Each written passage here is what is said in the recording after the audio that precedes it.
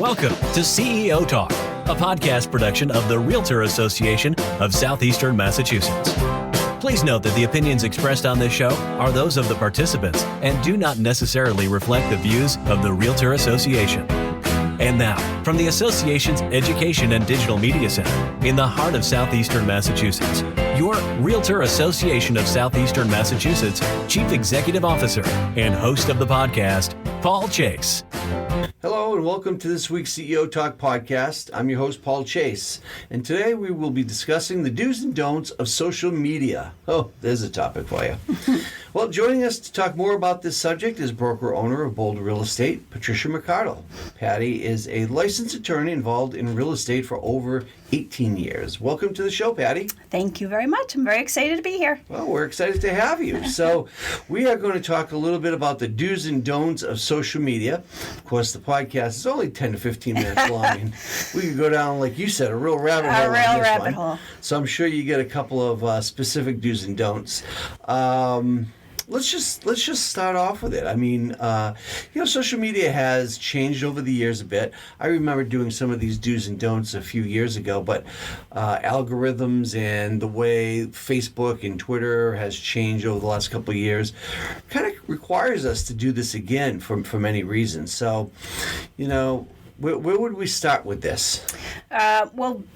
If you can keep up with the difference of algorithms, like God bless you, because I cannot. They just changed them again, is my understanding. Right. And so sometimes I think you just have to stay in your lane in what you're doing, Sure. Feel good about it, and then maybe start going into the algorithms and how to really maximize that. Right. But for today, I just kind of prepared maybe 5 do's and don'ts. I do all the social media for my brokerage, Bold. Okay. Yep. And so these are kind of the things that I've learned over time. There are, I'm an attorney. I was like, I probably should throw some legalese in there, but a lot of it's not. It's really just about using it and using it well. Well, sure. Okay.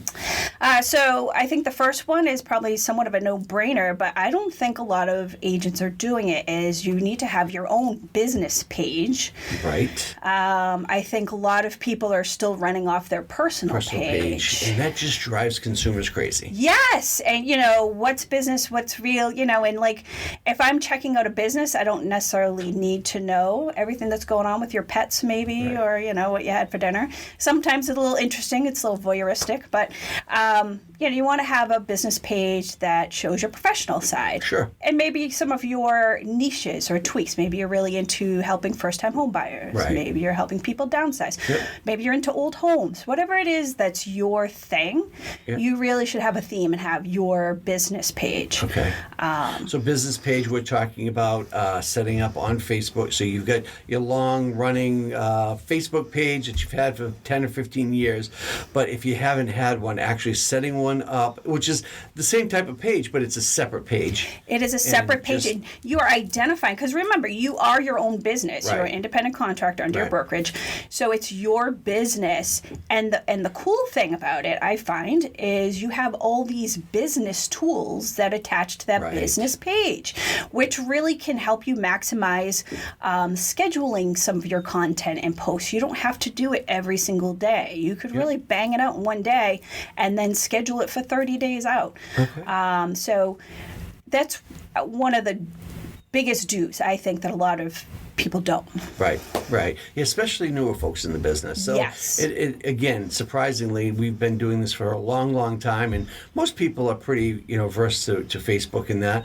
But we do find new agents that just utilize their personal page. So great idea. Yeah. Good thought. And then kind of on that, one of the rules with social media and being a real estate agent is you're supposed to actually have your brokerage's logo on your content. You're right. I was waiting on that one. Because boy, do I get calls. It's amazing how many people don't do that. Right. And I'd almost want to put a little different spin for some people to think about, is if you're out there and not using your brokerage's logo, you're actually doing yourself a disservice, meaning you're confusing the consumer. They think you are the broker if if you make a mistake, they're going to sue you. Or you know what I mean? If they don't realize that they don't know you work for Remax, they don't know you work for Century 21, whoever it is. Right. And I'm always looking for loopholes with insurance, E&Os, and all that type of thing.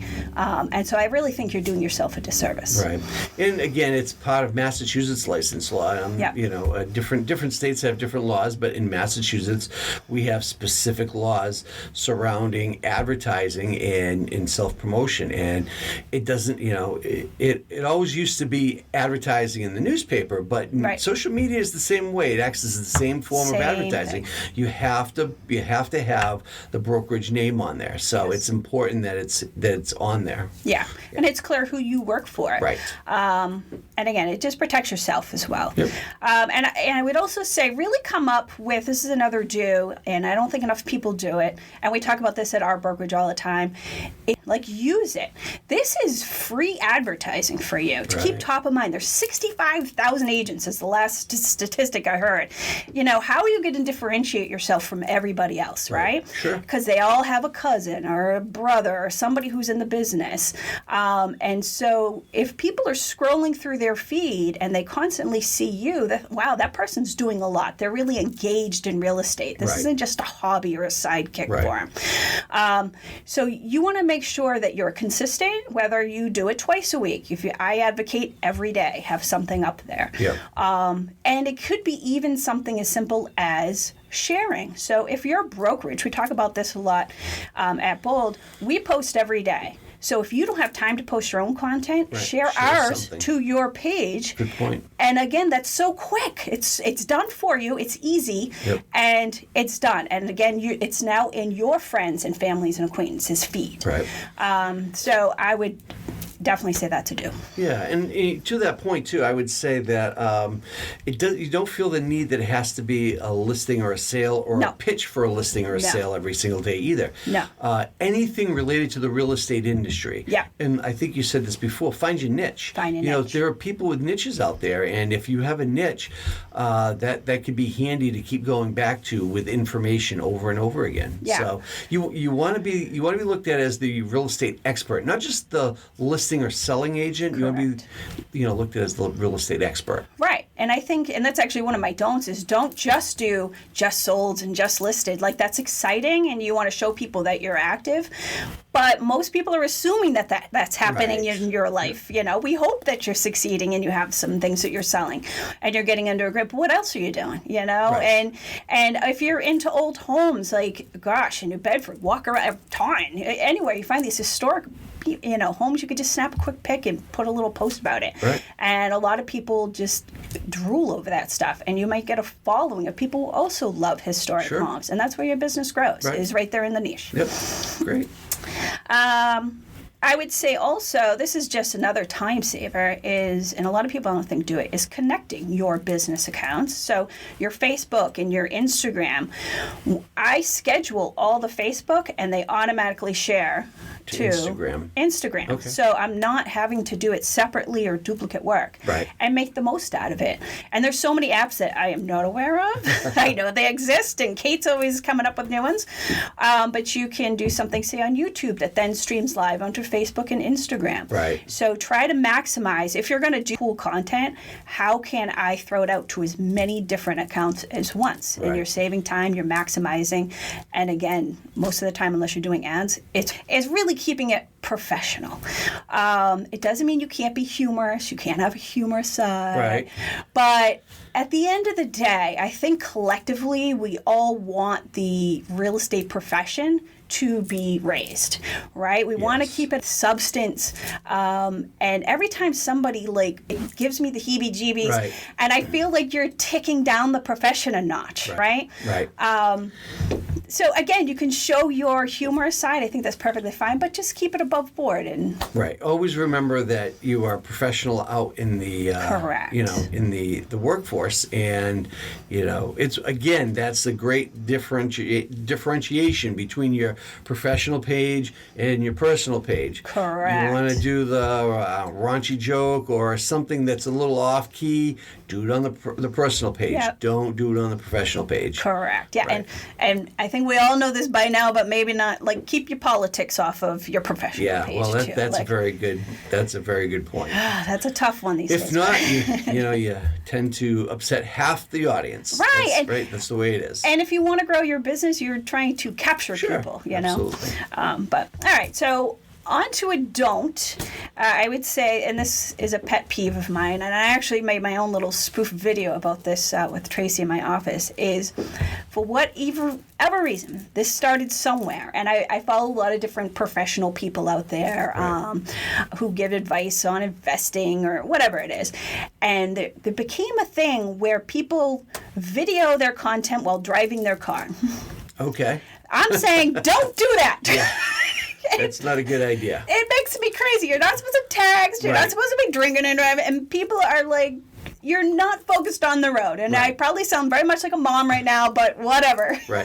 But to that point, you have other people that are watching it and may get turned off for the very same reason you're thinking that, right? You don't want to turn people off on your posts. Right. You're trying to gain supporters. And they're like, what's this guy doing? You know? And then, of course, I'm looking in the background trying to figure out where they're driving through, right? Because I'm just that person. Yep. That's a good observation. Yeah. So just, park your car if you feel like your car is your comfort, or go for a walk. If you're looking for something interesting going on in the background, walk and talk, you know? Right. So that would be a big don't for me. And again, it's probably a mom thing, but we talked about the don't limit yourself to the new listings just sold. Don't be overcomplicated. We talked earlier about how people have very short attention spans. Yes. You don't need to have paragraphs upon paragraphs in your post. Right. You could do something just quick and cute and, some kind of a picture. And then if you want to elaborate, that's where, all the dialogue underneath, you can have some of that. Yep. If it's something you really want to express, you think is interesting, those who are interested will stay there longer. But you're going to turn off people if the initial pick, they're not even going to stop. They're going to be like, that's too much for me. Right. So a lot of people don't click that little read more. So, no. I mean, it's every so often I understand you have to explain something or it's a little bit longer. That's what, everybody has a limited amount of time and they're trying to get the most out of it. Sure. And if you truly capture somebody's attention with your, whatever the picture is that you've created, they will stop if they find that interesting. So I think that really should be your goal. Okay. This one, don't target clients on other agents' pages. Like, there's enough business to go around. Phone calls that I get. Yes. Right. Post, and then you're now trying to poach them by saying, just stay in your lane. Yeah. And again, that goes back to the advertising, but it's very tough to tag someone else's listing and do it correct. Hey, if you want to see this property, let me know. It's listed by so-and-so with so-and-so's number under the brokerage of so-and-so. Yeah. Unless you're going to go down that road, which most people won't.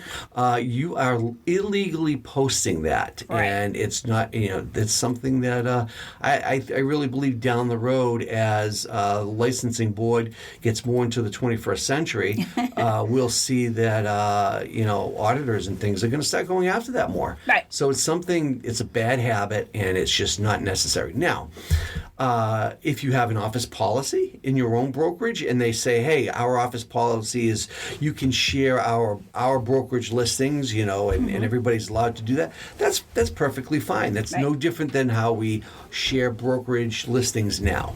But someone else's, you wouldn't do that typically, and it's highly irregular. Yeah, it is. And I think part of building your network and your business is having good relationships with other agents and other brokerages. Sure. So, you don't want to undermine that because really you're just limiting your overall growth.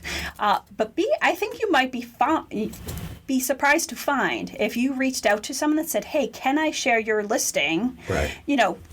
Giving all the information that you just spelled out, because I think it's a really cool property or something like that. Right. You Getting might their find permission. Yes, getting their permission. Sure. I think more often than not, you'd get a yes. All right. So the last one is don't steal photos. Violation of copyright, clearly. Right. Whether that is, you've taken over an expired listing, don't take the last agent's photos. Right. And then, of course, I have been hearing more and more people. I've had actually clients come to me. They didn't realize, well, quote unquote, they didn't realize, but they screenshot some pictures they got off Google. right? Sure. And then you can't pull those down either. You can't pull those down right. and then use it in your content that you're Right. trying to make money with, right? So if you're using it in a business context, that's a big no-no. Right. So don't do that. There's really no need to, I don't think, because you can use programs like a Canva is just the one I happen to use, Right. but there are so many of them, and they provide you with so many photo options. And because you're buying the license Right. or renting it with your monthly subscription, you can use any of those photos freely, and Right. you're not going to get that dreaded complaint in the mail that you violated copyright and now you need to pay $1,500 or something. Right. So don't use the photos from an old listing because Correct. they're not yours. Yep. And don't use photos of illustrations or something else off of Google because you don't technically have the right to them. So there's Correct. two good points there when you're posting. Yeah, so just stay out of hot water. And there's so many ways to do it correctly and stay out of real estate jail, as Kate Right. often says. So post often, but do it correctly. Great. I guess. So Yeah. anyway, so those are my do's and don'ts. Well, that makes a lot of sense. Like we said, we could, like you said, find yourself to build that business page, kind of like you do your business. Right. I mean, you got to treat that business page as your business. Absolutely. And so I think that's all great tips, and we really appreciate you having you here today. Oh, well, thank you. Thanks for having me. I'm very excited. That was Patricia Mercado with Bold Real Estate, the broker owner of Bold Real Estate, also an attorney for the last 18 years in real estate. And what I will say is our next board of director for RASM. So congratulations. You'll Thank be you very much. coming on our board of directors next year. So That is exciting. Welcome. So we'll definitely have to have you back in the future. Awesome. Well, thank you very much. Well, thank you.